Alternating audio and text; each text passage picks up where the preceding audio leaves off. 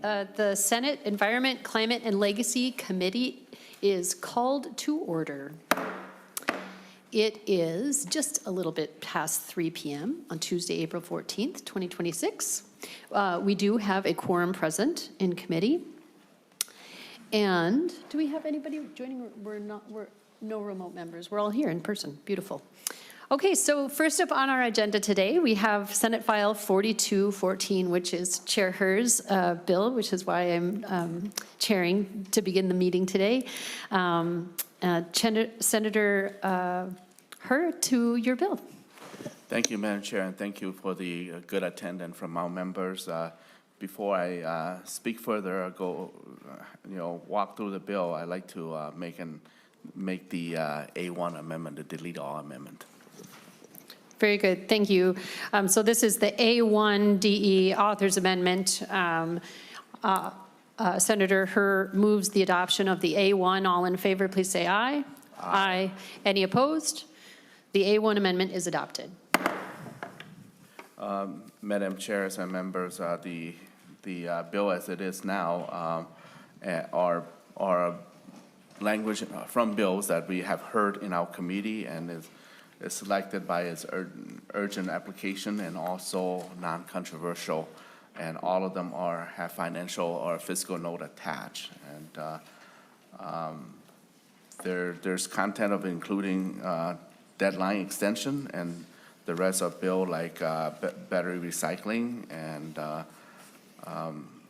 study for infectious waste and other items. But I'll pass this time to have Mr. Miller walk through the bill, and I can take any question. Right after that, Madam Chair, I'd like to make a technical amendment too. Maybe I can make a technical amendment right now, the A7 amendment. Okay, and so to the A7 amendment, before we go to Mr. Mueller for the walkthrough of where the bill is now, this is, you said, Senator, this A7 is just a technical authors amendment? Yes, a technical amendment from the DNR. Okay, very good. Senator Herr moves the adoption of the A7 technical amendment. All in favor say aye. Aye. Aye.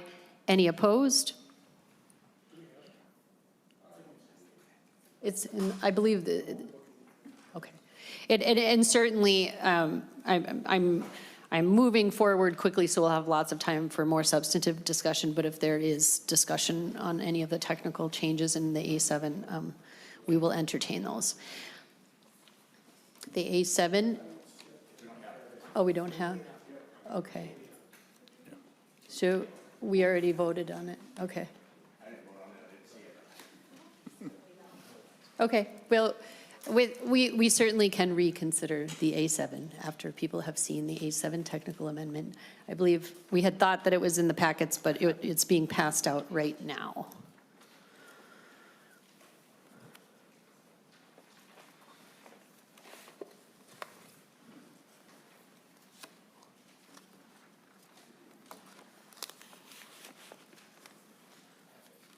Give everybody a moment here to take a look. It's pretty short, but there's a lot of numbers in it.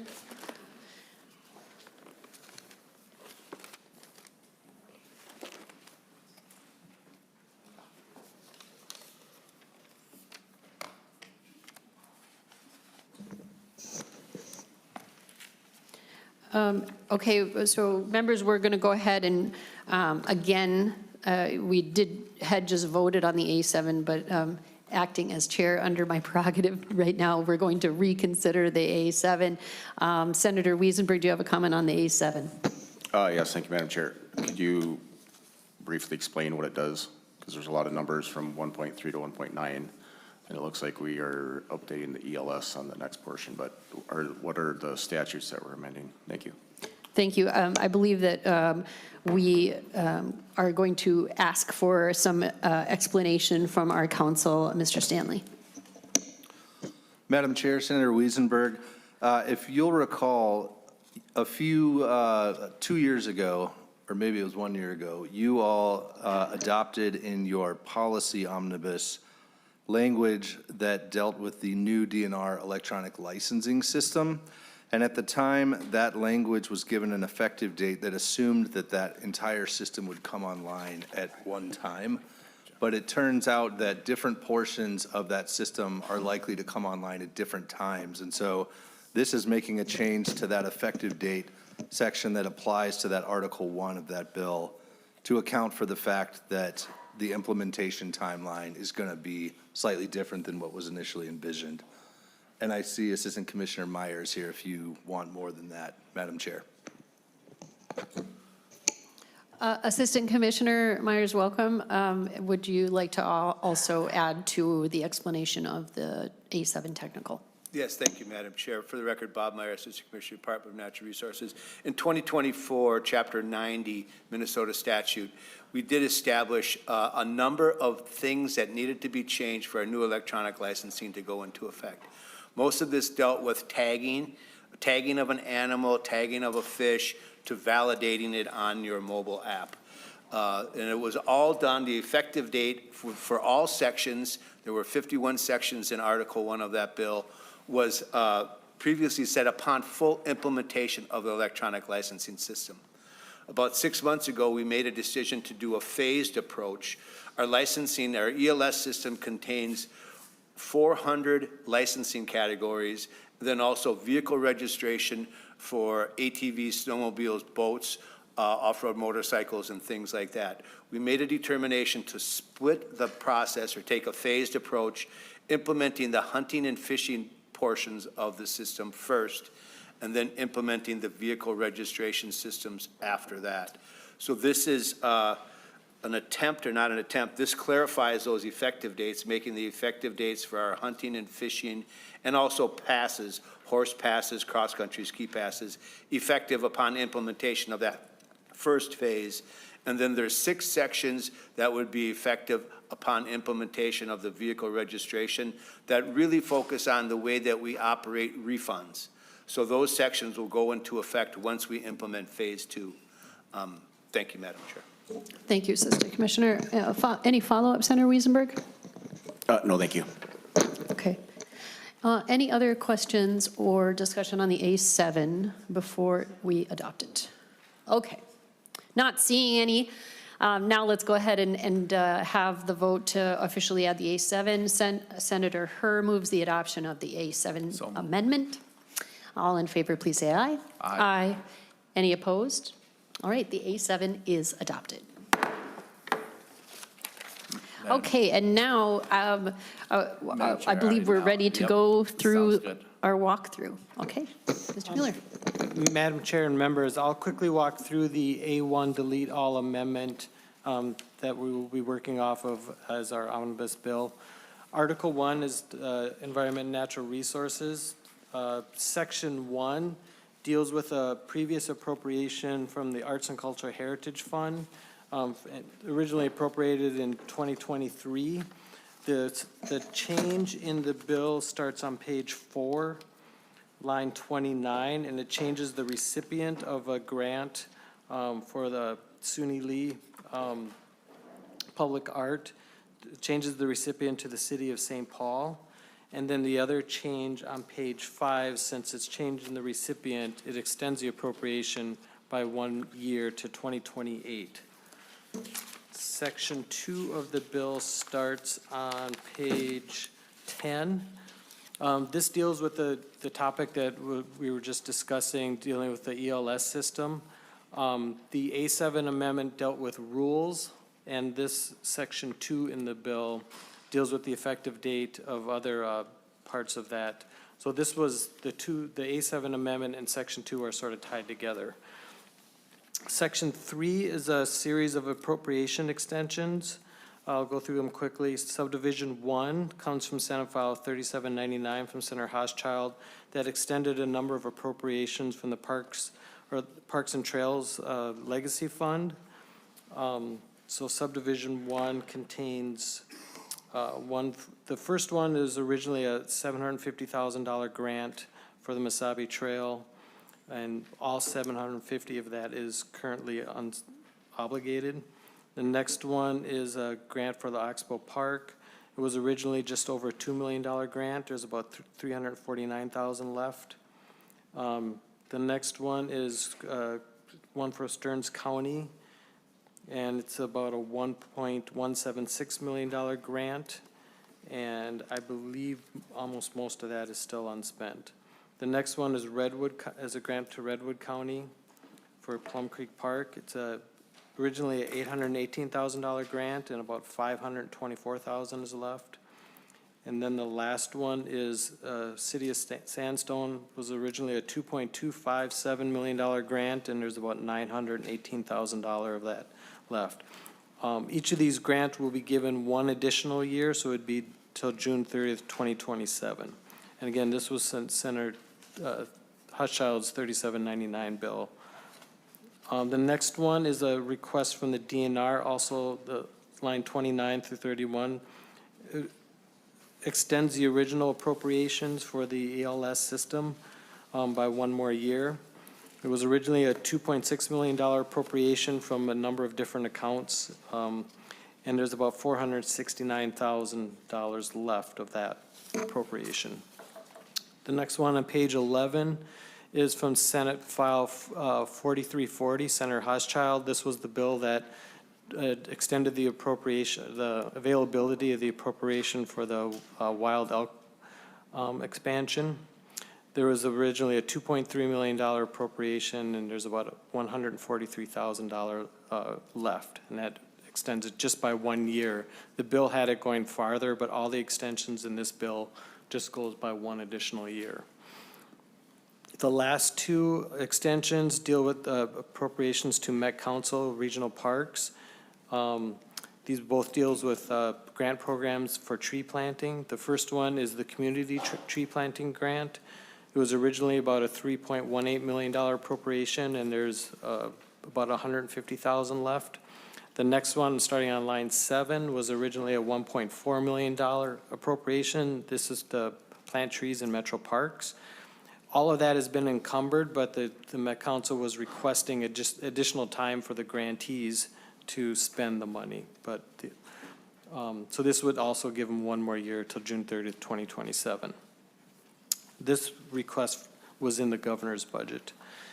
Section 4 is the request from the Minnesota Zoo that was in the governor's budget, $3.8 million, one time from the general fund. Section 5 is in response to Senate File 1187 from Senator Pappas, dealing with the unlawful shipment of infectious or pathological waste.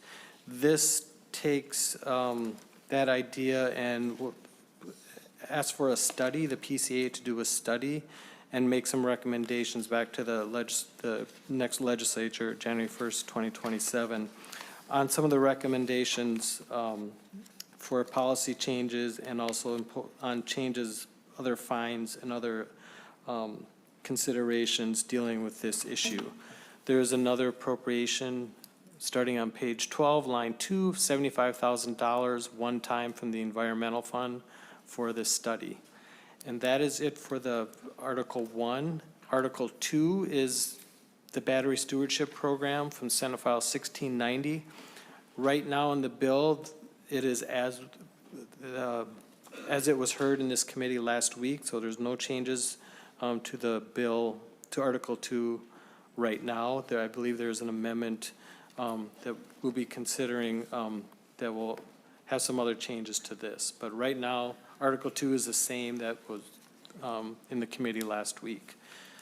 And Madam Chair, that is it for the walkthrough of the bill that I have right now. If you have any questions, I'd be happy to answer. Thank you very much. Members, are there any questions right now for Mr. Mueller before we proceed? Yes. For the author of the bill at this point. Okay, go ahead. Thank you, Madam Chair. Senator Herr, page 11 of the bill, the infectious or pathological waste, I remember one of the discussions in the hearing, one of the proposals in the bill was around audits. Mm-hmm. And I don't see that as one of the options that can be included in the report here. It just includes imposing fines and unannounced inspections. Or maybe the unannounced inspections are audits, I'm not sure. But I remember the audit discussion to me was pretty compelling that there could be an answer in it there, and I don't see audits mentioned, so I'm wondering if that got left out or if it should be included somehow. Yeah. Senator Her. Senator Trukowski, I believe it's included, but we decide to just focus on a study at this point. Everything is still remaining as it is, which including audit as well. Follow-up, Senator? So Madam Chair, Mr. Chair, so I mean, the study says, come back and tell us how imposing fines will work. Tell us how undertaking unannounced inspections will work. Should we also say how audits will work? Because we're not measuring that in the study. And I wonder if that should be included, or maybe Sure, and I have Johnson's got MPCA here. Thank you. Thank you, thank you, Senator Her. And Mr. Johnson, do you have something that you might add to this discussion? Yeah, thank you, Madam Chair, and just Senator Drazkowski. You know, I think the study must include these items, and we must consider whether fines and unannounced inspections. But I think our plan would be to look at, you know, all of the options available to us. Audits, depending on how you think of what an audit might be, that might be the same as an unannounced inspection, as you mentioned. But we may also look through the plan and so you could call that an audit, just looking at the plan, that the waste management plan. So I think we'll lay that out in the recommendations, and it's part of the study, what I think the study can accomplish, different options that the legislature can look at. Thank you. Any follow-up, Senator? Just thank you, Madam Chair. Thank you for that. I just remember that the discussion in the bill was enhancing the training at these facilities and then auditing the level of the training that was being followed through by the employees. I think if we're going to solve a problem here, I think you really need to look at that. So I appreciate that and hope you can. Thank you. Thank you. Senator Lang. Thank you, Madam Chair. And Senator Her, when the DNR did their presentation about the conservation officer's response to some of the metro and, well, some of the reasons that some of the COs were involved in some missions that is normally a little outside of their scope, there was a $1.5 million, I didn't see that in the bill, if I remember right, they said that they were going to be in a deficit at the end of the fiscal year. Are we going to address that in this bill at a sudden time, or is there another avenue of approach that you're thinking about? Yeah, Senator Her. Thank you, Senator Lane and Chair McCune. I'm open my door to hear more, and perhaps we'll see. The end of session's not here yet. The deadline is Friday, so we still there may still be discussion further. But I don't recall about the deficit portion of that. But if that's what's the point, then we can address the urgent need of it. When I evaluate this is surplus dollars, and so when I evaluate what's the urgent need, I see that the Minnesota Zoo, come to a priority. Based on that, we already promised to appropriate them additional dollars last year. So that's where the zoo is at, and conversation with the MPCA and DNR for CO funding is still in discussion. Okay. Yeah. Okay, I'm sorry. Follow-up, Senator Lang. Thank you, Madam Chair. And this may be for council, but or maybe I don't mean make you walk to the table again, Bob. But what happens if you're in a deficit at the end of the year? That's really the question. I mean, do COs go unpaid, or do you run into the red? I'll call. Colonel, could you please welcome? Could you please identify yourself for the record, and then if you have some information to share with us, we would appreciate it. Thank you, Madam Chair, members of the committee. For the record, Lieutenant Colonel Robert Grecki, Assistant Director for DNR Enforcement. Senator Lang, yes, we do not have the money. We would be in a deficit. But more specifically, I think it's important that the general fund type activities that we do such as public water violations and protections, pollutants and littering investigations, aquatic vegetation enforcement, particularly wild rice enforcement. I know that's been a big topic here. Wetland Conservation Act violations, fire investigations, timber theft, officer training, general trespass, and then local law enforcement assistance. We would not be able to do that type of work. That's general fund dollars that unfortunately we don't have going into the end of the fiscal year. Paula? Thank you, Madam Chair. Okay. I mean, I know even in this committee, 1.5 is not exactly a large amount of money, but that kind of is worrisome for me to be looking down the barrel of that, so thank you. Thank you. Okay.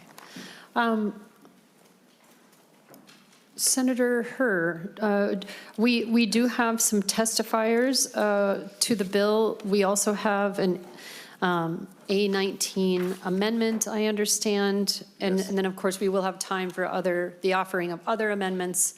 How would you like to proceed? I'd like to make the A19 amendment first. Okay. Could we please have the A19 amendment passed out? And while it is being passed out, well, actually, maybe we'll wait.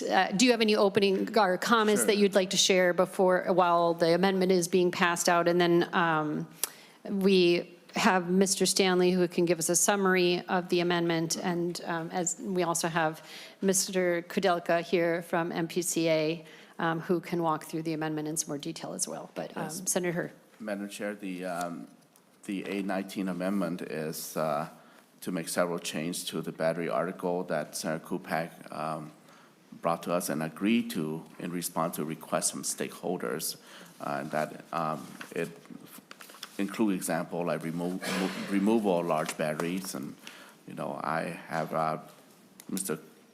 Kudelka here can talk in great length about it, but it's agreeable between Senator Kupak and the stakeholders. Thank you, Senator Herr. Okay, we'll just go ahead and proceed to hear from Mr. Kudelka. Welcome. Mr. Chair and committee member, or Chair and committee member, sorry. For the record, my name is Kirk Kudelka. I'm the Assistant Commissioner with the Minnesota Pollution Control Agency. There are a couple of changes here. As the Senator mentioned, one of them is the removal of large format batteries. This is something that was suggested in the PRBA's, the battery industry's letter, along with NWRA, the private solid waste industry's letter. Reimbursement language was clarified as requested by the battery industry. In addition, a couple of things from the Minnesota retailers letter, for instance, allowing for a sell-through date, so 6 months if they have product on their shelves and, for instance, the battery manufacturer is no longer compliant with the law, this would allow for them to sell through those materials. In addition, it clarifies to make sure that a retailer cannot be required to be a collector through any negotiations with the manufacturers. There's additional language then also for the disposal ban, clarifying that solid waste facilities are not in violation if someone else unknowingly to them places the waste in the truck or landfill. This is requested by NWRA, the private solid waste industry, and also counties.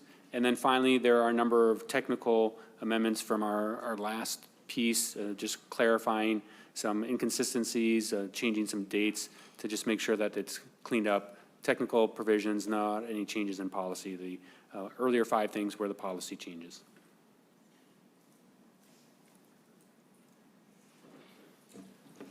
Thank you very much.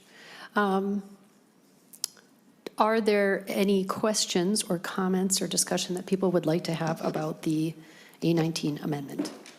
Yes, Senator Lang. Thank you, Madam Chair. And Mr. Kudelka, if you could just briefly on page 3, looks like paragraph D. I know that when the testifier was here, I don't remember if that was last week or the week before, all my days are blurring together now, but they testified about, I remember hearing the word monopoly tossed around. Does this cover their concerns with the original bill as far as being able to operate in Minnesota? Commissioner?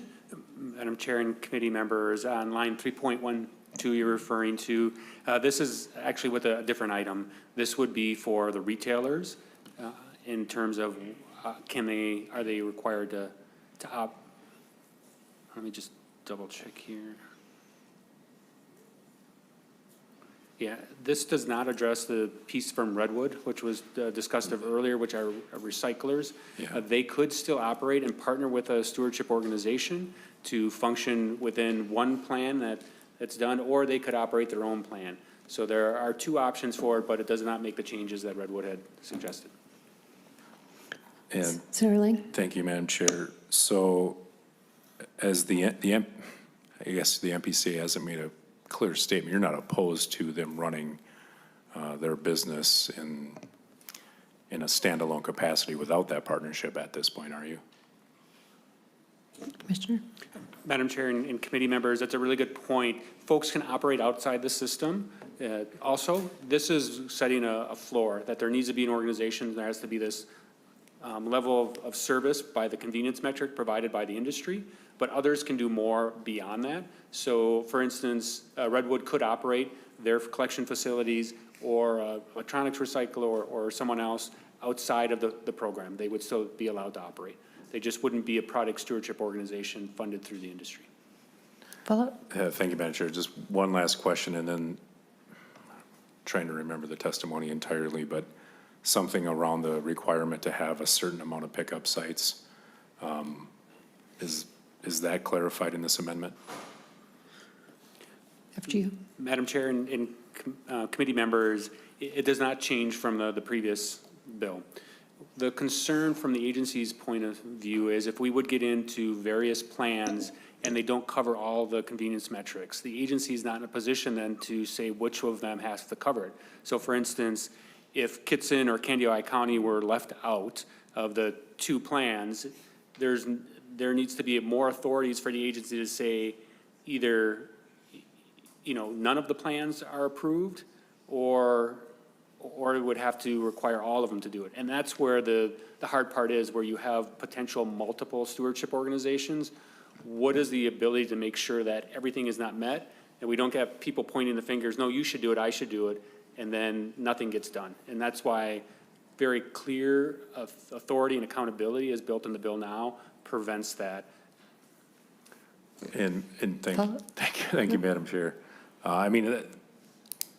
Some of that requirements and accountability that you speak of is quite a stretch for, I think, for some of these small recycling entities. So especially if you're requiring 300 pickup locations statewide or whatever it may be, and I think that was the number that was tossed around. Maybe you should look at as an agency to open this up a little bit with some of these private groups that may have, some great incentive for this battery recycling program, but however, don't have the capacity to meet the requirements of what you have laid out in front of us, so. Okay, thanks. Any further discussion on the A19 or questions? Okay. Any final comments before we take that up? Thank you for the discussion, and I move that we adopt the A19 amendment. Thank you, Senator Herr. On Senator Herr's motion to adopt the A19 amendment, all in favor, please say aye. Aye. Any opposed? The A19 amendment is adopted. Okay, next, members, we have some testifiers here, and I want to go ahead and move on to that, and then we'll see how we're doing with time. We also have on our schedule today another bill, so we'll see how we do. First up, we have John Frawley, followed by Trista Martinson. And because of our limited time today, I am going to ask our testifiers to remember a 2-minute time limit, please, just because we're trying to get as much done as we can today. Welcome. Madam Chair and committee members, thank you for the opportunity to testify again. My name is John Frawley, Director of the Minnesota Zoo. We testified before you last Thursday regarding our operating needs at the Minnesota Zoo, and we appreciate the committee's time and consideration on that testimony. Since that time, the new DE amendment has been released. And we're here today to reaffirm our support for Section 4, which includes $3.8 million for a one-time appropriation to the Minnesota Zoo. As I mentioned last Thursday, the zoo has done an amazing job and is serving all 87 counties, and people are visiting the zoo more than ever. Yet the zoo does have a structural operating gap. Our current budget's unhealthy right now and running on reserves. This would be a supplemental funding for this critical one-time bridge to get us through this biennium. So with that, Madam Chair, committee members, appreciate the time. Thank you very much for your testimony. Next, we have Trista Martinson, followed by Tom Johnson. Thank you, Madam Chair. I'm Trista Martinson. I'm the Executive Director of Ramsey Washington Recycling and Energy. We appreciate you, Mr. Chair, and committee for hearing our urgent plea to address infectious waste that is still arriving at our facility. Our most recent incident was just last Thursday, and I'm afraid it will not be the last without immediate oversight. As you know, current law requires all untreated infectious waste to be segregated at its point of generation and sent to facilities specifically licensed to manage it. Our intent in pursuing legislation was to put real enforcement and accountability behind the statute that already exists. Yet we have learned through our conversations with the MPCA that they currently have 0 staff dedicated to enforcing this law. The study language included in the bill is a necessary first step toward documenting the scope of this problem statewide and identifying concrete options to ensure the law is followed. We recognize budgets are tight this year, but the risks and exposure we are facing are not waiting for a future biennium. We appreciate being included in the bill and ask the committee to treat it as an urgent risk for our community. We're willing to work with the MPCA, Hospital Association, Ambulatory Surgical Center Association, and the legislature, but we need a clear path to permanent solutions. This is an incredibly dangerous and preventable problem, and every delay increases the chance that one of our employees and a member of our community will be harmed. Additionally, I do want to thank the committee for including the loose battery legislation. Lithium-ion batteries in mixed trash create an immediate fire risk at our facility, and the costs are escalating quickly. We've invested hundreds of thousands of dollars in specialized fire monitoring equipment, and our insurance costs have risen 631% since 2018, driven primarily by the increased fire risk for waste facilities. There's still more work to do to address e-waste and items with embedded batteries, particularly single-use vape pens, but this legislation is an important first step that we cannot afford to delay. Thank you for your time. Thank you for your testimony. Next, we have Tom Johnson with MPCA. Welcome. Thank you, Madam Chair and members, for the opportunity to testify today. For the record, my name is Tom Johnson, Director of Government Relations and External Affairs for the Minnesota Pollution Control Agency. Mainly just want to thank Senator Herr and the committee for your work on this bill. I know in particular, we're very thrilled to see the loose battery product stewardship in the bill, and it's a product of, at this point, several years of work with stakeholders, and that continued up until just a couple hours ago. So as you can see with the A19, so we're committed to continuing to work with all the stakeholders on this issue, and really appreciate the inclusion of it in the bill. Of course, we were hopeful to get each of the governor's priorities this year within the bill, but particularly the emergency response issue, I want to say this is a critical item that we will want to revisit with the committee in the future, but recognize that the governor's bill came late and conversations there we're committed to continuing into the future. But thank you, Chair Herr and committee members, for your work on this bill, and we're happy to stand for questions. Thank you for your testimony. Next, we have Bob Meyer. Welcome. Thank you, Madam Chair. Members, for the record, Bob Meyer, Assistant Commissioner DNR. And we would like to thank Senator Herr and thank you all for your support for the DNR within this bill. And Senator Lang, thank you for raising the questions on our enforcement funding. We look forward to working with Senator Herr and members to try to find those dollars to ensure that we can continue to do those critical public safety missions that we cannot use Game and Fish Fund or any other dedicated funds for. And thank you again for the extensions on the ELS appropriations and the clarification on the effective dates, and we look forward to providing a demonstration to folks here in the coming weeks. So I would also, Madam Chair, just let you know, Robert Gurecki does not need to testify. He's just, he was here for questions, so. Very good. Thank you very much.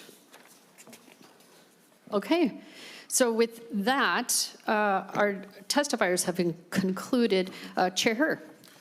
Madam Chair, I just want to remind folks that this is the supplemental budget bill, and so I know there will be a couple amendments, coming up, and I just want to make sure that, it's, let's see, have fiscal intact or, financial intact.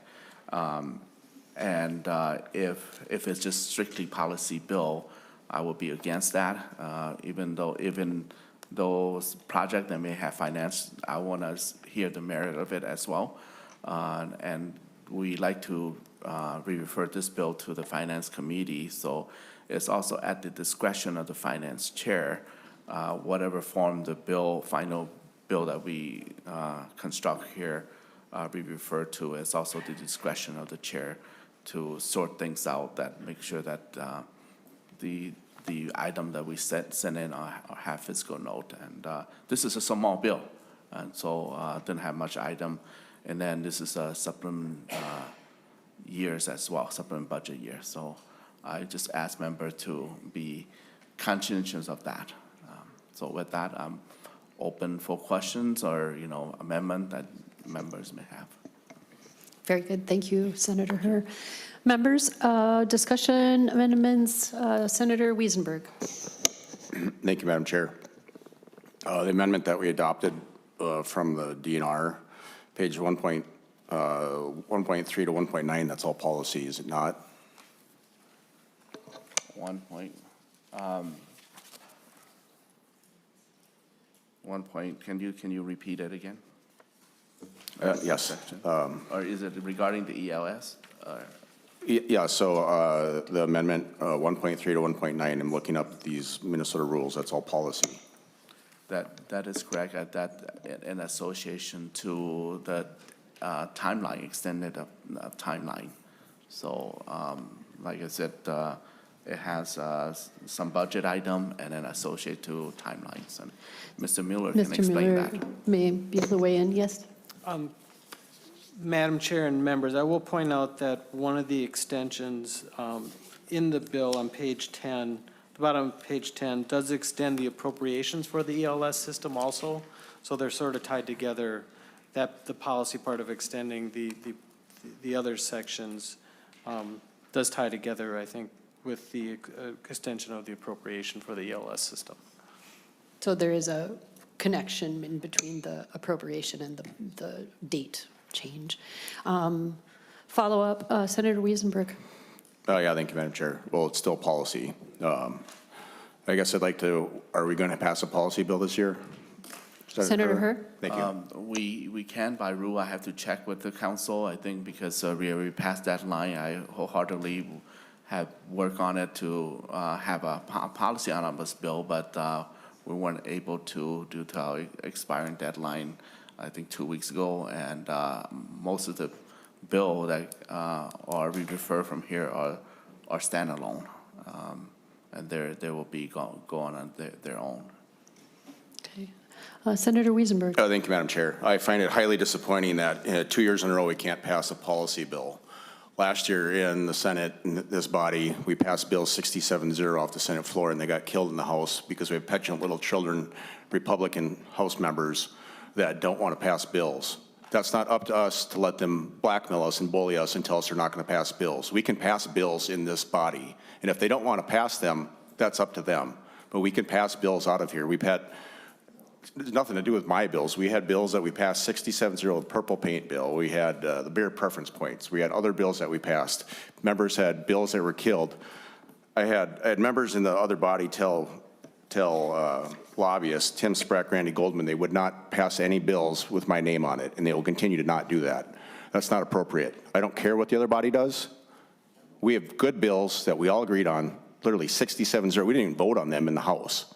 Or, I'm sorry, on the Senate floor. It was unanimous that we just passed them. Let's do it again. We can do that. There's no reason we have to let the other body dictate what we're doing, and they can deal with that. Thank you, Mr. Chair. Thank you, Senator Wiesenberg.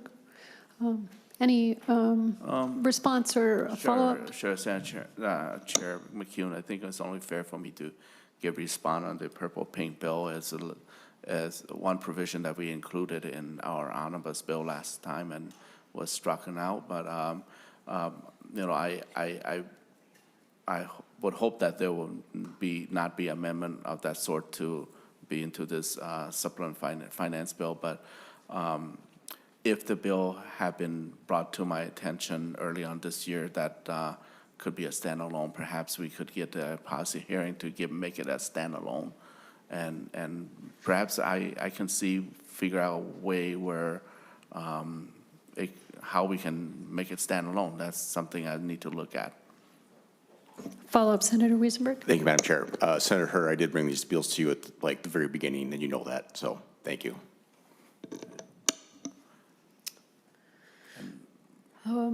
Okay, members, further discussion, debate, questions? Okay. I am not seeing any. Thank you. So I will ask that pass it back to you. Yeah, thank you. Thank you for a very quick discussion here on the bill. So I move that we refer, let me look at the language here one more time. I move that we refer Senate File 4214 as amended to be recommended to pass, to refer to the Committee on Finance. Okay, members, on Senator Hur's motion, all in favor, please say aye. Aye. All opposed, say no. The motion passes. Thank you very much. Thank you, Senator Hur.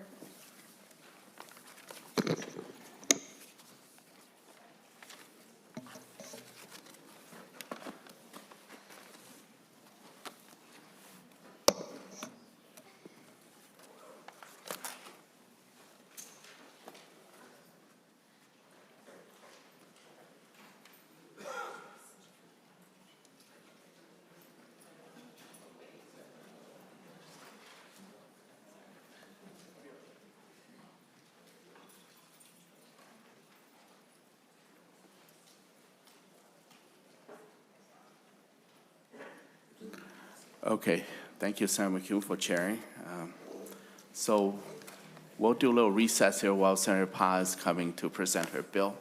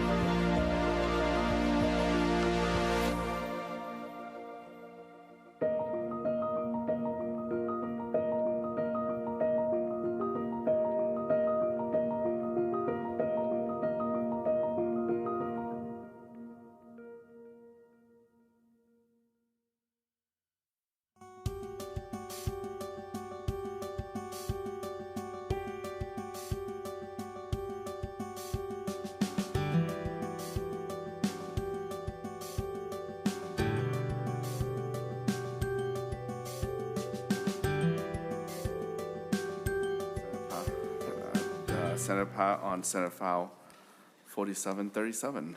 And we have number of testifier. We're still trying to control 2 minutes per testimonies. Just reiterate that. And so thank you, Senator Pa, to the bill. Thank you, Chair Her and members. I apologize for running just a little bit late. One of my meetings was longer than I anticipated. Chair Her and members of the committee, I appreciate the opportunity to present SF 4737, the Minnesota Foraging Act. Chair Her, I do have an amendment, the A2. Okay, member, the A2 amendment is in your packet. And it's also online. Senator Pa, do you want to speak to the amendment? Yes, please. The amendment makes a couple of changes to page 2. It edits the language when it speaks to the foraging plants and the mushrooms, the berries, the fungi, and what's included when we talk about plants and fruits and nuts. And then it also makes a couple of technical changes as detailed on pages 4 and 5. Okay, members, any question on the A2 amendment? Okay, Senator McCune, can you move the A2 amendment? So moved. Okay, all in favor of the A2 amendment, say aye. Aye. Opposed? Okay, motion prevail. Okay, Senator Pa, the bill as it is. Thank you, Chair Her. Thank you for being also a co-author on this bill. Members, foraging holds deep significance for Minnesotans. For generations, Minnesotans have gathered food and medicine from the land, a tradition rooted in responsibility and care for the natural world, practiced by indigenous communities long before statehood. It continues today across greater Minnesota and the Metro Twin Cities. While hunting and fishing has been long recognized in our public land policies, foraging has not. To protect this tradition by balancing responsible foraging with conservation without over-restriction. This bill closes that gap. In 2023, we passed the creation of the Sustainable Foraging Task Force, and the task force was an 18-member body that included state legislators, including Senator Green on that task force, DNR representatives, University of Minnesota scientists, tribal representatives appointed by MIAC, members of the Minnesota Mycological Society, and the Minnesota Foraging Alliance, and conservation and outdoor recreational leaders. I was also a part of that task force and had the privilege to chair it. This was not a one-sided group or task force. It was designed to bring every perspective to the table, and it did. The task force had 5 considerations guiding its work: conservation, connection, access, decriminalization, and a balanced approach that works for all Minnesotans. The task force met 11 times over 7 months, from August until February. We held 5 public listening sessions. We met with the executive board of MIAC to discuss the task force work and incorporate the perspectives and recommendations of tribal nations. We also took a field trip to Fort Snelling State Park to see firsthand how conservation staff manages foraging on the ground. At the end of our work, we did have 7 recommendations. 5 of those recommendations passed with an 80% support threshold, and 2 recommendations received majority support. All of those recommendations are what's made up this bill that's before you. I'll walk through the 5 recommendations, or the 7 recommendations that's in this bill, and then I'd be more than happy to answer any questions, and then we have testifiers.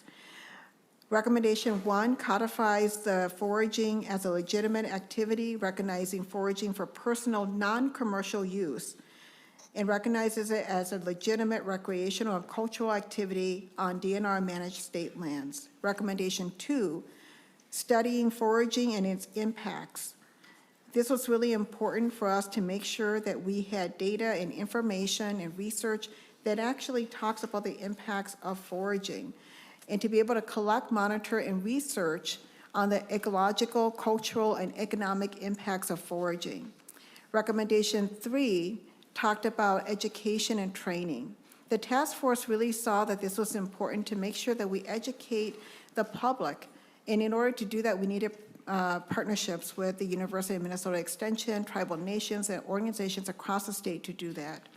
Recommendation 4 talks about the clear and accessible public information that should be available on our DNR website and in the information that they provide the public. Right now, there is a lot of misinformation and not cleared information regarding foraging and what our rules are around that. Recommendation 5 improves the permitting process. The task force recommended that permits be available online, accepting electronic payment, reducing costs, and exploring resident versus non-resident permits. Right now, the permitting process is very hard, and you have to go in person and pay either cash or check in order to get a permit. Recommendation 6 talks about regular stakeholder engagement, asking the DNR to have regular engagement with the public and the foraging community.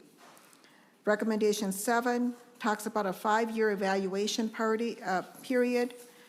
The task force recommends a 5-year evaluation so that the DNR can hold off on any rulemaking that substantially reduces foraging access until there is enough monitoring data and research to be able to inform them and us of the proper policies that should be in place instead of rulemaking by the department. Chair, I do want to just say that we accomplished some great work together in this task force. I'm deeply grateful to all the members of the Sustainable Foraging Task Force. I'm also very grateful to Senator Green and 2 of our House members who were part of this task force. We are also grateful to all the people that showed up at our 5 public listening sessions to testify and write letters in support and letters with comments and thoughts that they shared with us about their stories of foraging here in Minnesota. I want to thank the Department of Natural Resources for their engagement and their good faith effort in working with us to also craft these recommendations. They also had a voice in this process as well. And then also the LCC and MAD also for their work in getting us to these recommendations. So members, before you in this bill really are what has been the work of the task force and what has been recommended through the task force. And we have been able to put that into a bill, which I think is a fantastic bill that I would love all of your support in passing this year. And I'll rest there. Thank you very much. I like the, is it adjective, fantastic? Or is it adverb, fantastic? So thank you, Sarah Pa, for your leadership. And it's been a long summer, and last summer that you've spent ample amount of time engaging members of the task force, including our legislator members, and also I know that you have some testifier here, and also some of the testifier member of the task force as well. So I'm going to call a line of people. First will be Peter Montenegro, President of Minnesota Mycological Society. Welcome, Peter. And followed by Ms. Neebe. She will have to correct me on her pronouncing her middle name and last name as well. So that will be our second testifier. Do come up. Both of you do come up.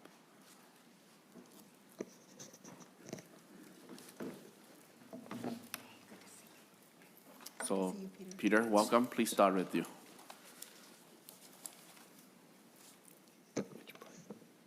You don't have to push it. Chairman Herr and members of the committee, my name is Peter Martiniaco, and I am the current president of the Minnesota Mycological Society, and I wish to voice my support for SF 4737. I also had the privilege of serving on the Minnesota Sustainable Foraging Task Force. And the key takeaways from our efforts and public meetings is that many Minnesotans are interested in learning more about foraging and wish to see guidance from the DNR to identify greater opportunities for learning and participation. This bill seeks to formally recognize foraging as an important recreational opportunity and cultural activity. Foraging provides Minnesotans with an exceptionally available opportunity to connect directly with the outdoors. As part of this effort, it asks for the DNR to collaborate with stakeholders to craft equitable and accessible options for expanded foraging. It also emphasizes the personal use foraging should advance traditional ecological knowledge and the conservation of our outdoor resources. As we embark on this effort, we need to collaborate carefully to teach responsibility and sustainability for the conservation of our shared public lands. Foraging is the foundational way that humans have received nourishment from the land. It is part of our history and teaches us to gratefully love and respect our relationship with what is deeply part of all of us. Thank you. Thank you very much. Next, Ms. Nimby. Welcome. Good afternoon. My name is Nibi Ogichida Ikwe, which translates to Water Warrior Woman in my Ojibwe language. I served as a representative for Minnesota Indian Affairs Council on the Sustainable Foraging Task Force. My education, work, and personal life experiences have taught me that traditional ecological knowledge is the key, wise solution to moving forward in a good way. This essentially means living in full respect, harmony, and balance with the land and water. From a very young age, I grew up eating wildflowers, wild berries, wild plants, and wild herbs directly from our Mother Earth. My outdoor adventures and deep connection to the land and water is rooted in Ojibwe values, including respect, strength, honesty, humility, truth, love, resilience, and wisdom. The land was my natural playground and my direct connection to nutrient-dense, healthy foods.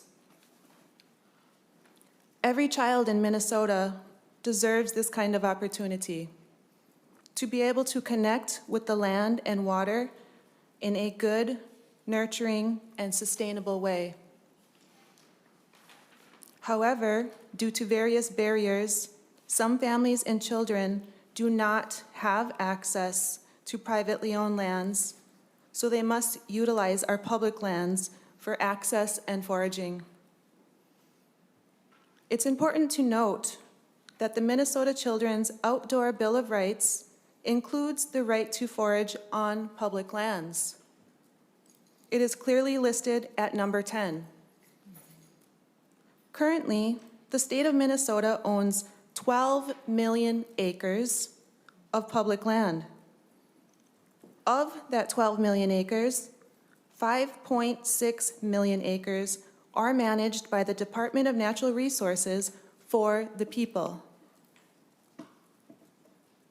We are at a unique, defining moment in our living history. We have the ability to work together, to move forward in a good way. We have the opportunity to include foraging as a legitimate recreational and cultural activity that are guided by traditional ecological knowledge. This is our legacy. Miigwech, Padamia, and thank you. Thank you very much, Ms. Nibi Ochida Okwe. Thank you, Peter. So going to call the next testifier, Linnell Atlas Ingebrigtsen, the former Chair of Parks and Trail Legacy Fund. And also do come forward, it's online. Be ready, Mr. David Schultz on remote. So welcome, state your name for the record. Hi, my name is Linnea Atlas Ingebrigtsen, and I'm really grateful to be in front of you, Chair and committee members. I want to first thank you for your service. I've been in a similar seat. It's not easy, and it's very important. I'm a homeowner in Golden Valley, and I've served our state in several ways for the last 30 years. I was the inaugural chair of the Parks and Trail Legacy Advisory Fund, getting that off the ground and going. I served as a Metropolitan Council member, our representative on the Metropolitan Parks and Open Space Commission, a member of the State Task Force, Outdoor Recreation Task Force, leader of the largest nature center for Three Rivers Park District, and just recently left my position as COO of Girl Scouts River Valleys. For the last 10 years in my free time, because I wasn't doing enough, I led and continue to lead hiking and outdoor recreation groups, particularly for BIPOC communities. I have one group that's open to them and their families and friends, and another group for African American women.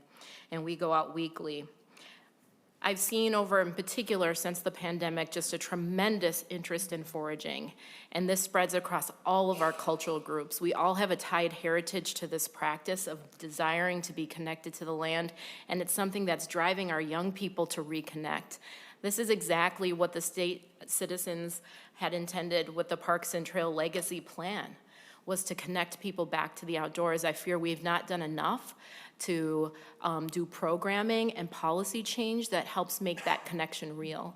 In addition to that, the pressures that we're feeling at the state in this way are also the pressures that our local municipalities and park systems, regional and local parks, are facing as well. And what the state can develop, they get to benefit from also. It can help lead the way and create a mutual beneficial understanding of what this policy can look like and how we can enable this. And also, I'd like to just share, as I talk with my hikers, that there's an importance in honorable harvest. We see people outside all the time. We do state trails, we do state parks, natural science areas, as well as local regional parks. We see people out there harvesting everything from antlers to mushrooms, and a lot of mushrooms.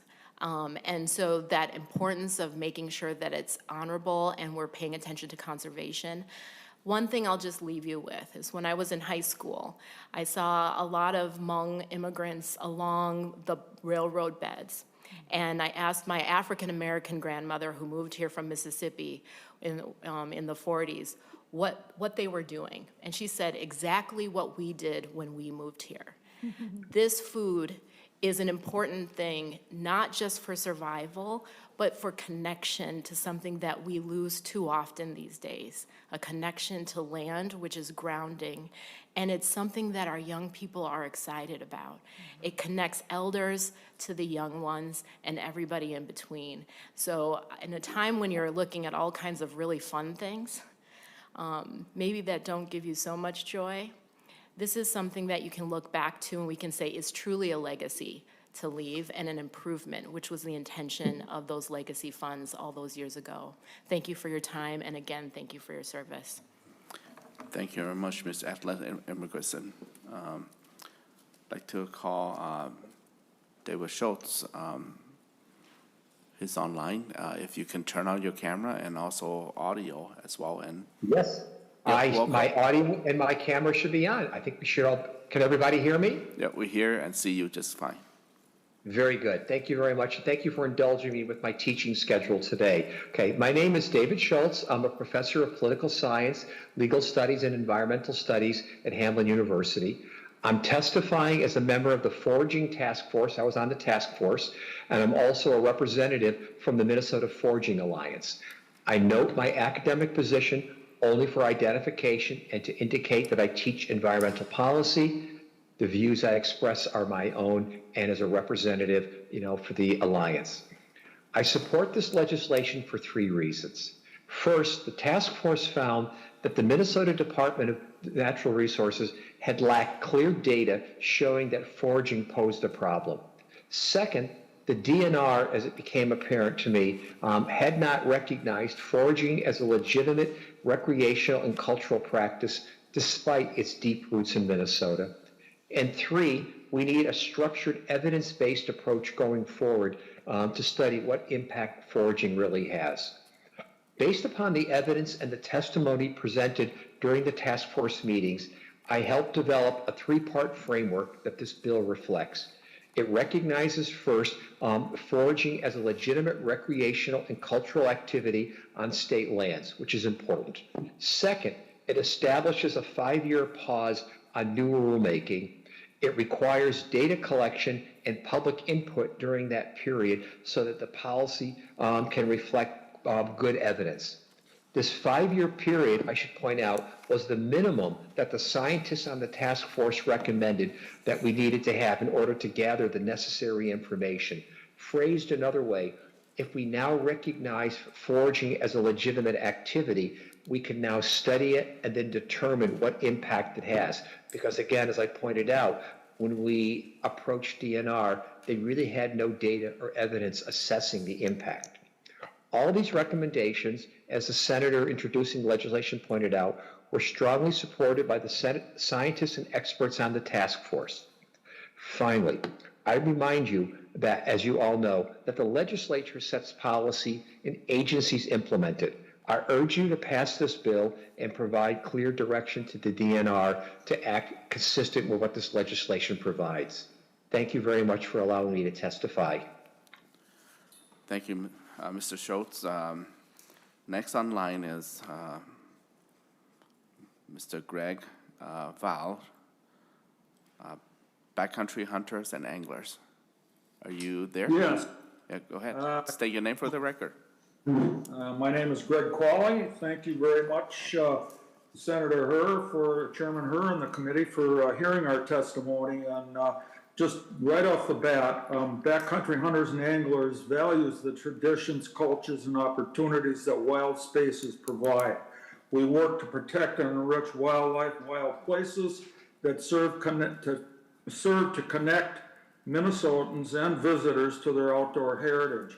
Part of that heritage, long heritage, is collecting and using wild plants both for edible purposes and medicinal purposes on state lands.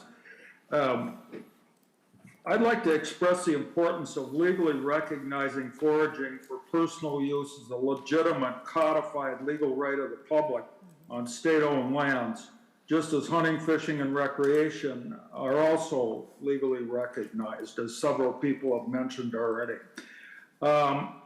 Specifically, the law legitimizes and codifies that right. It also sets forth the development of foraging guidelines for education and, more importantly, DNR policy making in establishing laws, rules, and policies through formal cooperation with members of the foraging community. I highly recommend that the Senate pass this bill and we can enjoy our public lands in a foraging manner and not commercial. So I'd like to thank the legislature for forming the task force. It was one of the best committees I have ever served on, well-run, well-organized, and it provided an opportunity for everybody to be at the table in a very, very similar position of influence and authority. Thank you very much. Appreciate the opportunity to testify. Thank you, Mr. Cavalli. Next will be Matt Whopper. I think Matt Whopper, Assistant Region Forestry Manager. He's here, yep. So come over. Hey, Matt, good to see you again. And Commissioner Bob Meyer is also here too, so go ahead. All right. Thank you, Chairman Herr and members of the committee for allowing me to speak. I'm going to preface this and say I'm speaking as a professional forester and not from a agency's perspective. My name is Matt Wappler. I'm an Assistant Region Manager with the Division of Forestry at the DNR. I've been a professional forester for nearly 20 years, and 17 of those years have been with the Minnesota DNR. My career here in Minnesota has given me the opportunity to work across much of the forested region of the state. Over the years, I have visited state forests to harvest blueberries, raspberries, and morel mushrooms with my wife and my 4 kids, although I never viewed myself as a forager. Additionally, in my day-to-day work, I had countless opportunities to interact with forest users who also harvested the same products as me, as well as other plants, mushrooms, and other berries. Last year, DNR Commissioner Stroman appointed me to the Sustainable Foraging Task Force as one of 3 DNR appointees. The knowledge and experience I gained in my years working in the field led to my appointment. Serving on the task force gave me an opportunity to be involved in a process that is rarely used for natural resources. The diverse membership of the task force was enlightening for me to see other ways Minnesotans use state lands and the knowledge and passion that others have for foraging. In many ways, I saw how foraging and harvesting non-timber forest products is not only an enjoyable activity, but a way to connect with nature and honor and respect Mother Earth. At its core, foraging is one of few shared cultural practices across all people throughout history. The task force final report to the legislature shows that all members agree foraging has a place on some DNR managed lands, alongside other uses like hunting, fishing, hiking, wildlife, and so on. Although we did differ in the way to get to a solution. So relying on my professional knowledge and experience, I have several, I guess, concerns or ways that we can hopefully adjust current language of the bill.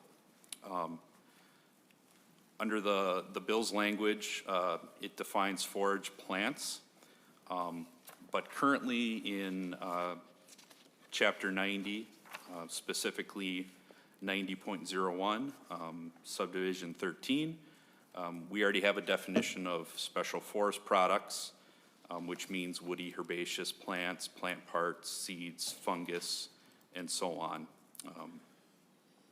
So forage plants in the language as detailed now is for harvested for consumption or edible uses. So there's some overlap and conflict there in language. So just to,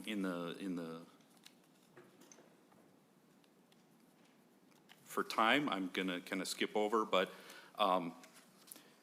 DNR Forestry manages 4.5 million acres of land across the state, most in the northern half. Generally, we don't require a permit for folks to harvest or forage for materials on state forest lands unless they're going to commercially sell those products, or if the harvest activity is going to kill the plant or disturb the soil. So for the most part, we issue less than 100 permits to foragers each year. So from my perspective, I'd like to see a methodology that requires very few permits for folks to go out and enjoy state lands. So with that, I'm going to thank you again, Chairman Herr, and the committee for allowing me to speak. Thank you very much, Mr. Whopper. Now, Assistant Commissioner Bob Meyer. Mr. Chairman, members, thank you. For the record, Bob Meyer, Assistant Commissioner DNR. And first of all, I want to thank Senator Powell for all of her hard work and dedication to this issue. We've been spending a lot of time together over the past year or two talking about this issue, and I just want to recognize her dedication and commitment to this issue and resolving it. With that said, we appreciate the work that the task force did. We did have several representatives on there. John Waters and myself also worked as staff to that committee to make sure that they got what they need. I just want to make a few comments on the bill and just kind of leave it at that. But first of all, foraging is an important, I cannot say that enough, important part of the DNR's mission on what we do. Foraging first showed up in the state register in 1977 as pieces of work the DNR was doing. And we want to work with people to make sure that they're being able to collect the materials that they want and where they want to do it, where appropriate. Mr. Schultz is completely wrong in his comments that the DNR does not support foraging. We worked very hard to show that to the committee and in our work that we do every day. If it wasn't for the DNR, it would not be recognized in the Children's Bill of Rights. So I just want to put that fallacy aside there. And just a couple points on the bill itself. Section 3, though it talks about definitions and requirements, and I will say foragers are conservationists at heart, just like our farmers are our first conservationists. The recommendations and requirements have no conservation ethic listed or no recognition that this harvesting should be done with traditional ecological knowledge or conservation in mind. Take some, pick some for yourself, leave some for seed, whatever that is. Granted, a lot of people doing this do that right now, but it does not provide any direction overall to people, citizens of the state of Minnesota. The other piece, well, the group talked about those issues. It would be great to have those codified in the language somewhere.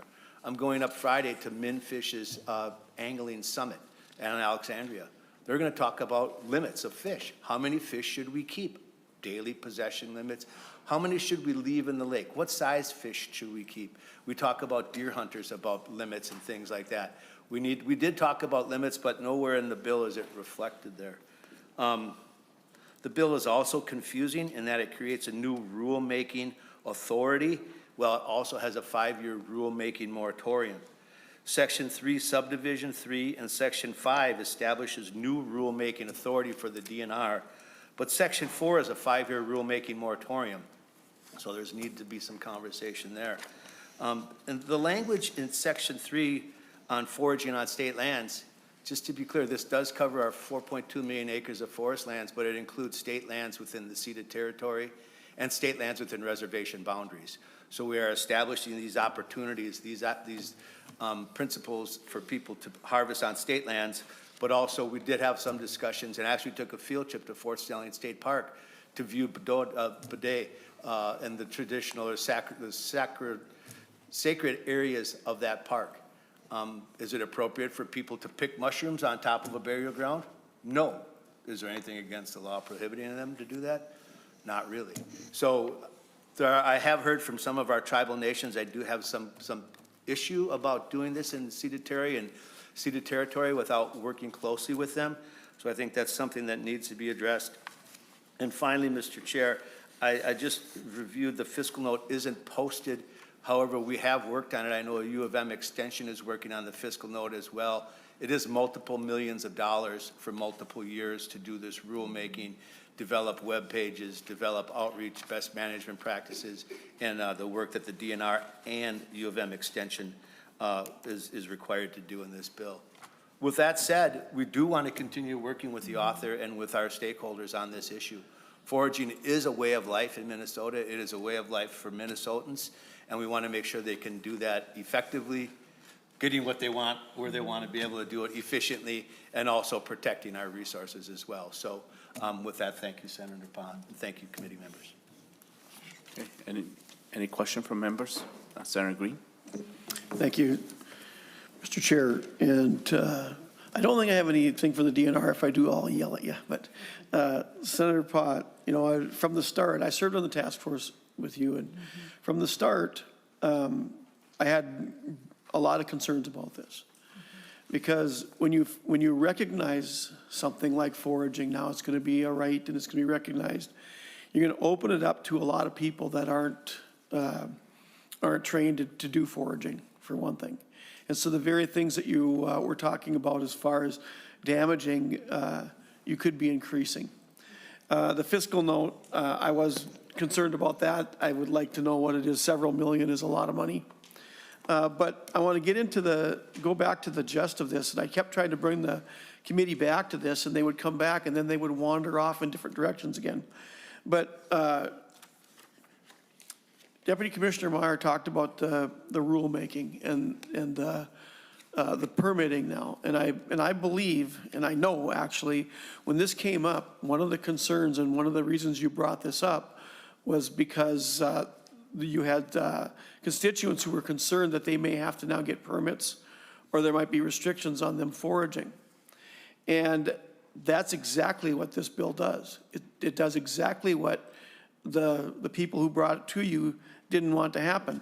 And on the first page, it says that it talks about the rulemaking. In addition to the authority granted in subdivision 13, the Commissioner of Natural Resources may adopt rules under section 14. And then it goes on to say that one of those rules that they can adopt is, or the rules are under 84.029 or 0925, to prohibit foraging on designated portions of state-owned land and to set limits and amount of forage plants that may be harvested from state lands.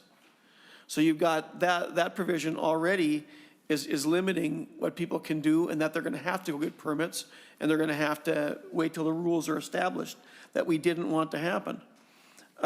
If it goes on, and it goes on to say that the commissioner may adopt rules that designate forage plants as prohibited plants. They can prohibit foraging in specific areas. They can prohibit foraging on state-owned lands and waters administered by the commissioner. And I won't go through it all, but it goes on to give the discretion of this to the commissioner. And so when you get to the part that says that there's a 5-year moratorium, over on page 4, it says the Commissioner of Natural Resources must not adopt rules governing foraging on the state lands except as otherwise authorized in section 84.0925. So the language of the moratorium is completely useless. It might as well not even be there, because you're giving them all the authority to adopt the rules and set the limits. And also in here, they're going to be able to put in permits. And so I think that, you know, the better option would be, you know, what we talked about in the committee. Let's just do the moratorium on rulemaking and allow, and maybe do some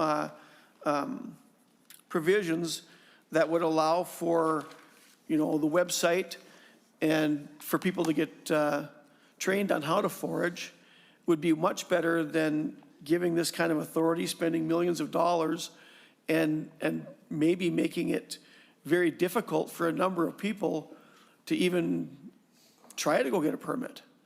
Because I don't want to go get a permit to go pick mushrooms. I don't want to get a permit to go pick berries.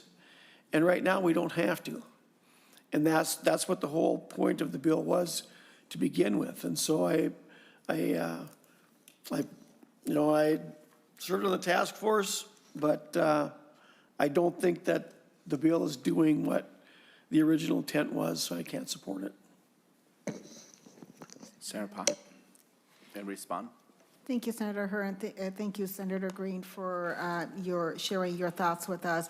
I first want to just address let me address you first, and then I'd like to address something that Mr. Myers brought up. Senator Green, you talked about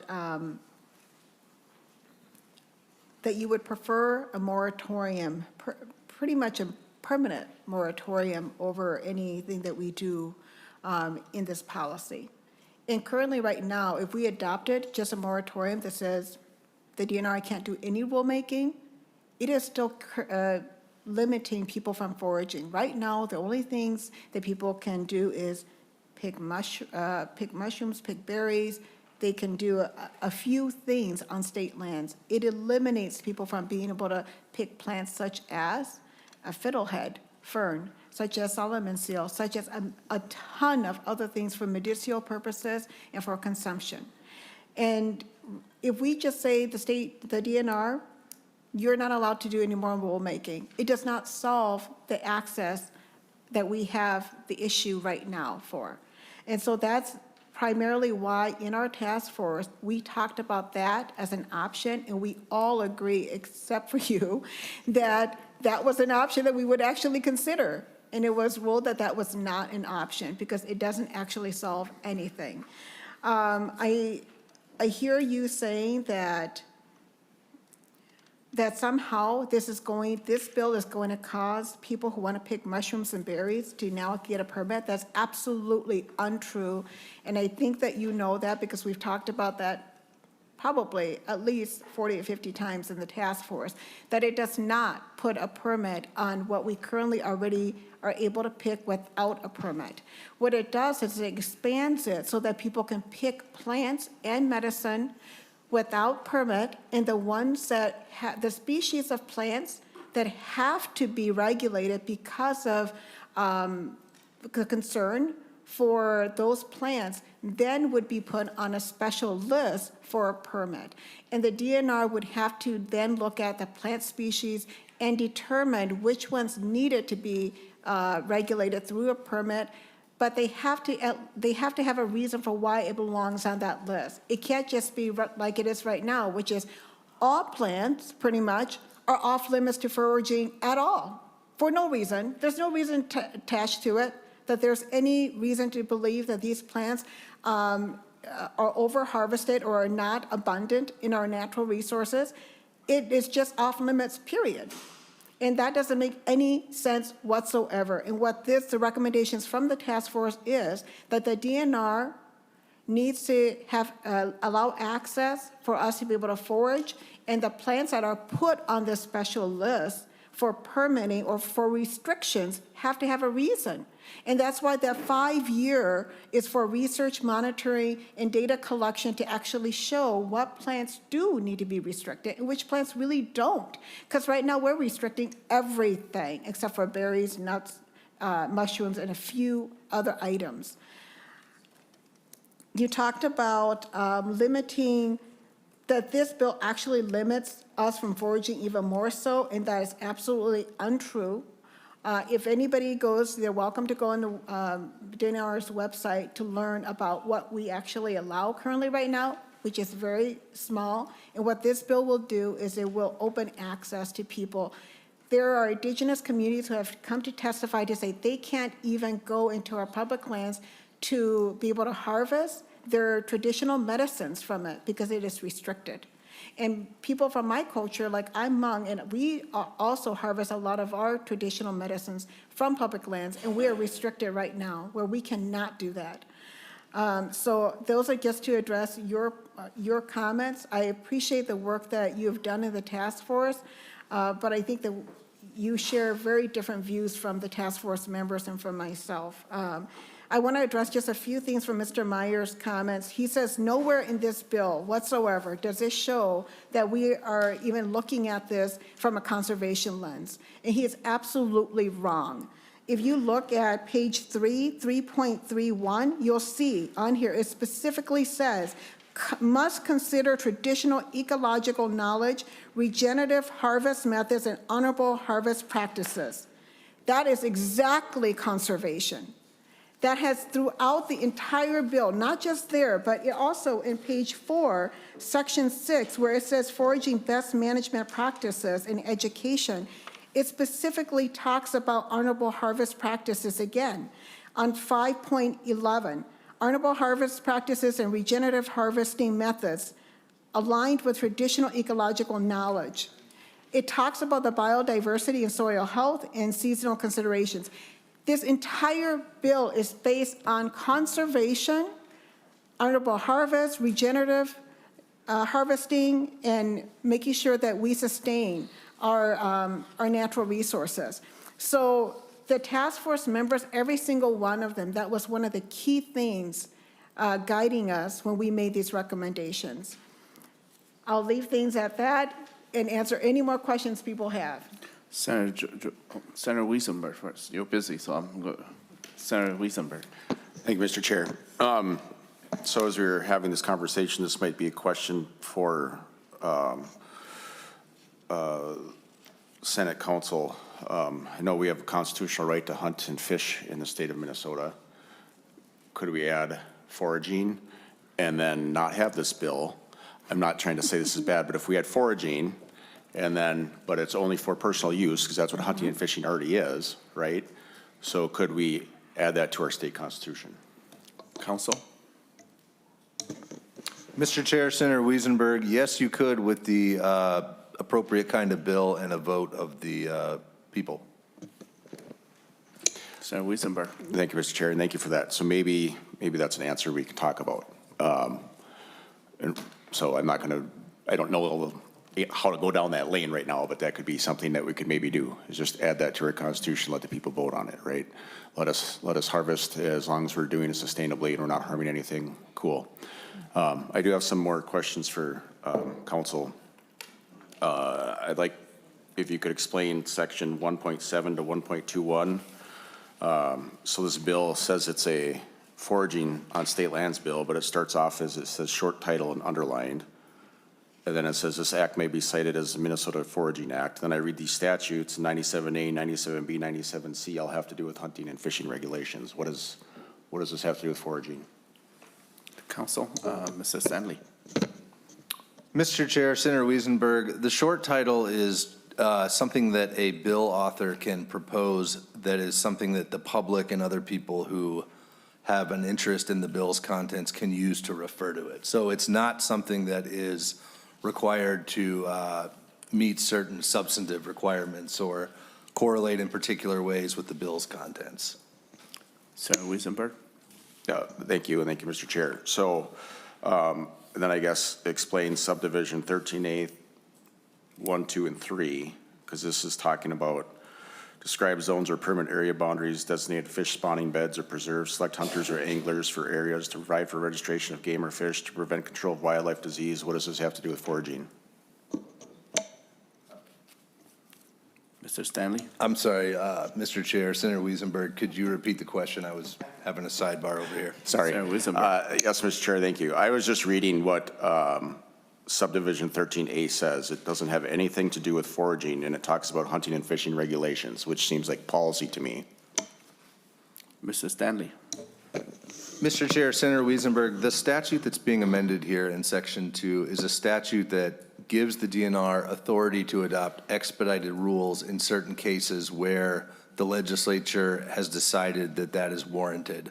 And so this is actually just the language you're asking about on page 2, line 1 through line 3 is essentially just acknowledging the new rulemaking language that you are putting in the new section 84.0925 and allowing a quicker version of rulemaking for that sort of thing than you would otherwise have. Senator Wiesenberg. Thank you, Mr. Chair, and thank you for the answer. So could the DNR potentially, if they can't get a bill through to say transport invasive carp, could this language let them do that? Mr. Stanley. Mr. Chair, Senator Wiesenberg, no, I don't think it could, Senator. If you look, what it does is essentially just list, what this statute does is list other statutes that authorize the adoption of rules by the DNR, and you have to go to those other statutes to really see what is and is not authorized. And if you go to the statute that's pointed to on line 2.1, which you find down a little bit farther, you find the rulemaking language beginning on line 3.4. Those are the things that this language authorizes expedited rules to be adopted for, and I don't think any of them could be construed to authorize an otherwise impermissible action like the sort you're asking about. Senator Wiesenberg. Thank you, Mr. Chair, and thank you very much. Okay. Senator Joukowsky. Oh, Senator, could I just respond really quick? Sure. Go ahead, Senator Pom. Thank you, Chair Herr. I want to first just say thank you, Senator Wiesenberg. I absolutely love that you are in support of making sure that we can codify foraging and recognize it as a legitimate recreational activity, and I'm all for that.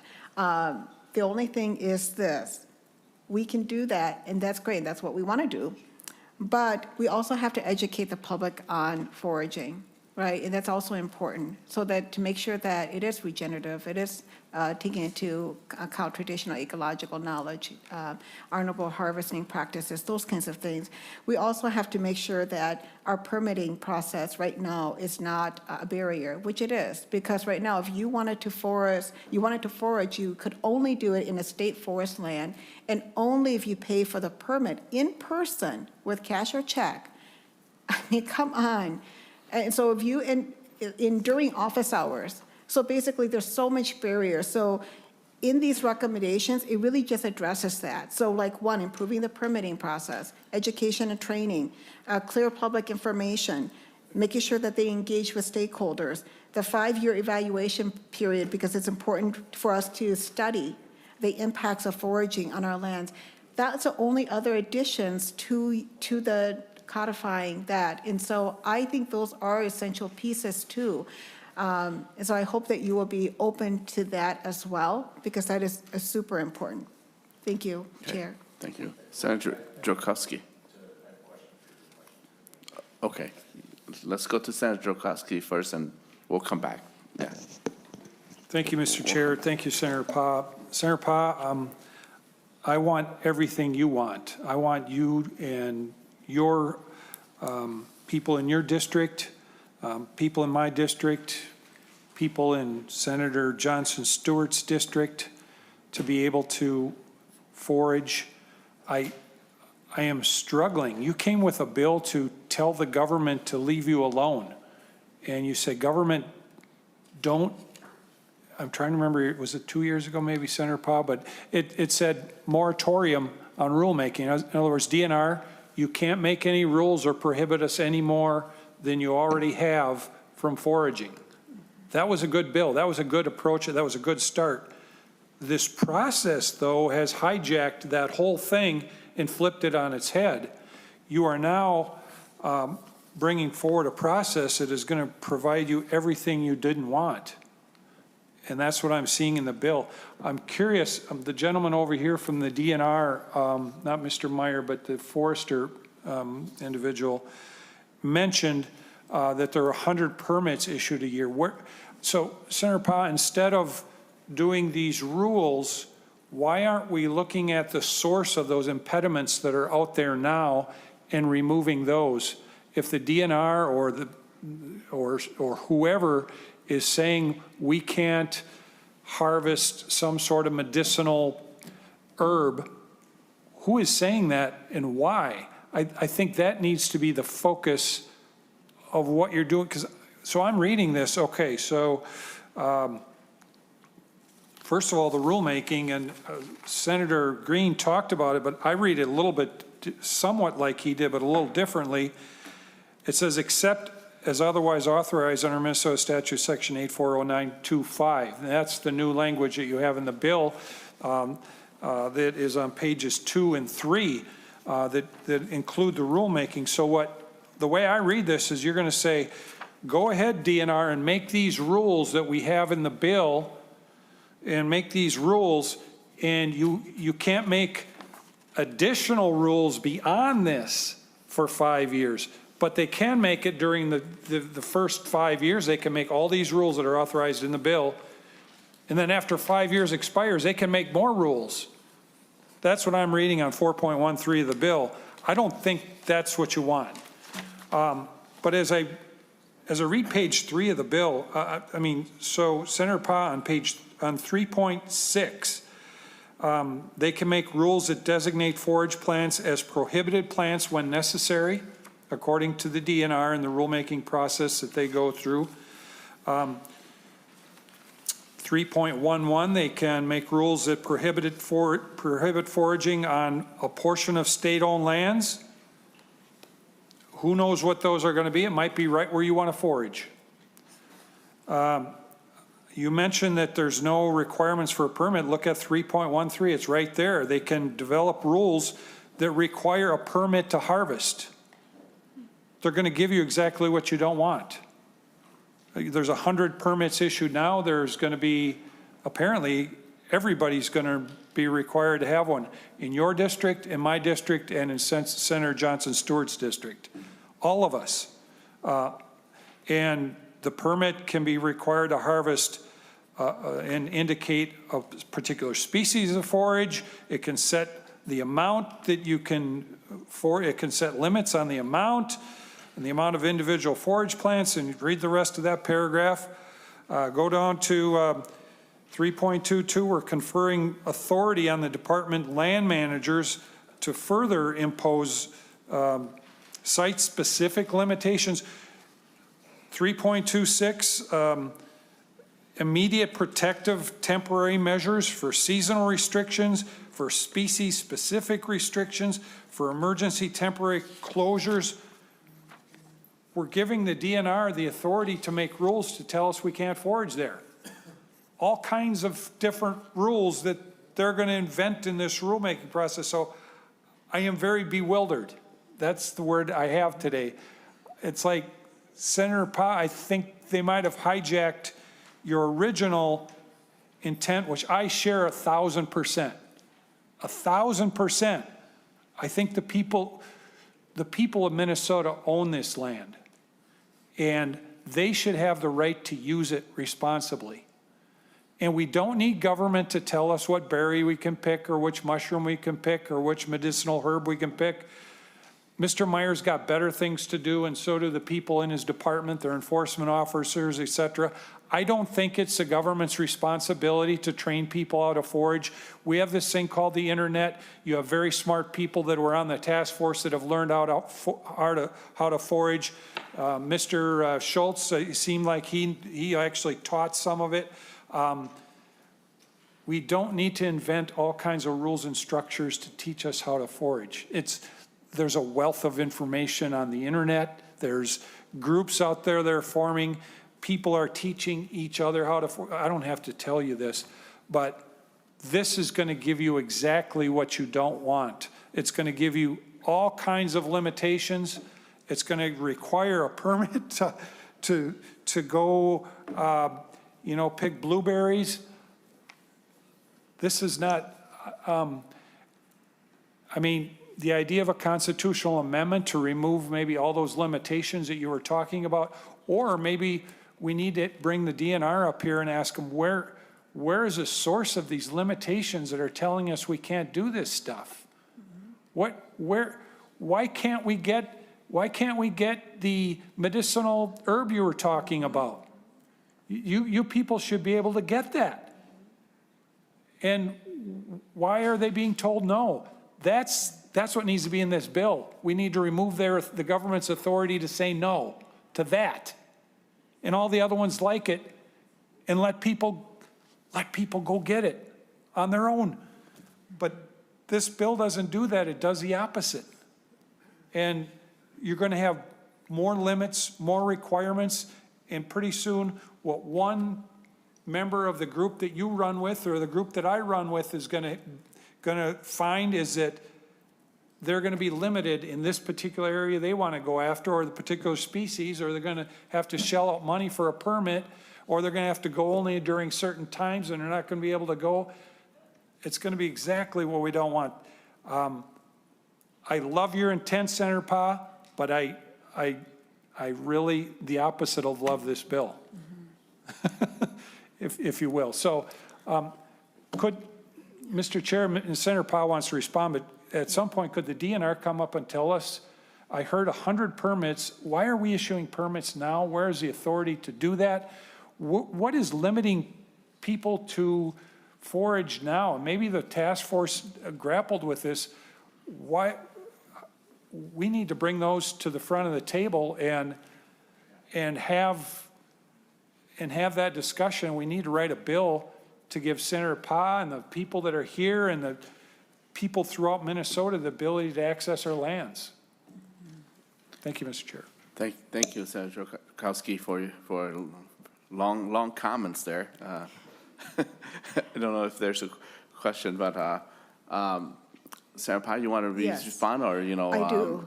Or you can call anybody to come and respond as well. I'll respond to a lot of what he said, and I welcome the DNR to come up if they would like to respond, but I think I already have an answer for you. Chair Herr, Senator Drozdowski, I want to thank you. I actually think you and I want the same thing, and I agree with you. And actually, I think you're misunderstanding this bill, because this bill addresses every single thing you brought up, actually. So maybe you and I have to sit down together, review this bill together outside of this hearing, because it actually does not do any of the things that you said. So it exactly addresses the fact that the DNR should not be able to just limit plants for whatever they want, whatever reason that they want. it specifically says if they're going to limit plants, there has to be a reason. Because right now, in the state law, it says every plant basically is off limits except for a few of them that are listed. That's it. And that's why we only have 100 permits. Because for those few ones, that's all that people can get a permit for. Everything else is prohibited.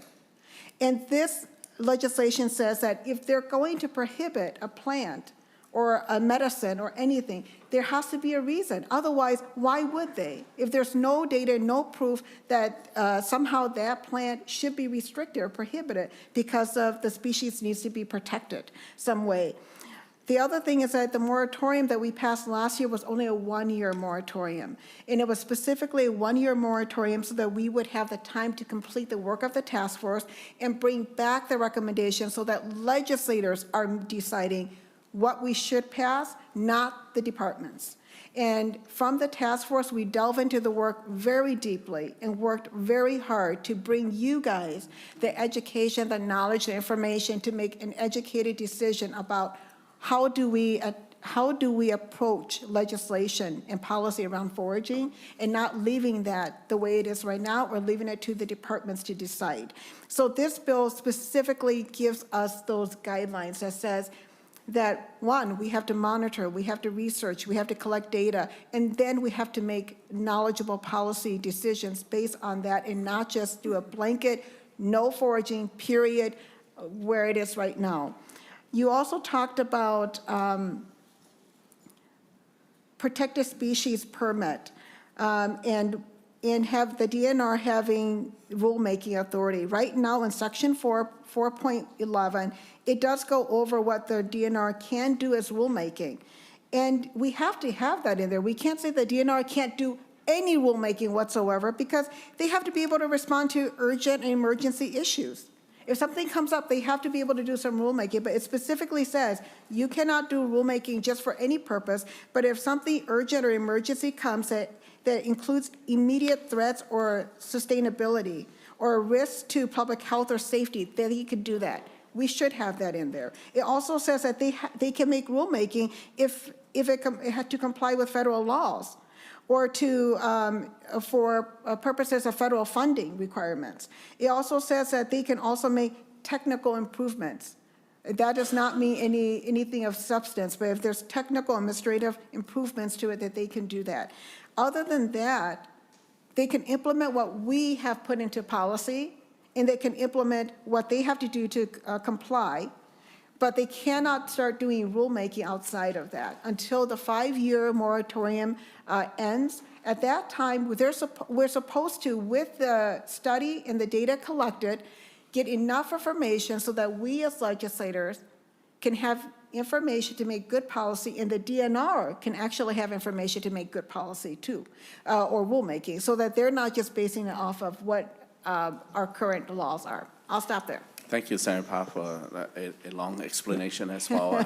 We plan to vote this bill at 5 o'clock and Okay. hopefully adjourn by that. But I owe Senator Wiesenberg Mr. Chair, time can I- for questioning, and if discussion can be taken offline, we can save a lot of time as well. Yes, I would love Yeah. to work with you offline.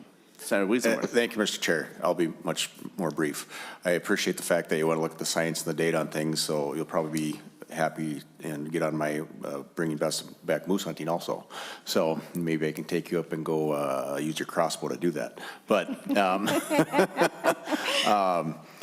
so you did say something, and I didn't know this, that there's the permits, we're paying for permits for foraging. I didn't know this existed.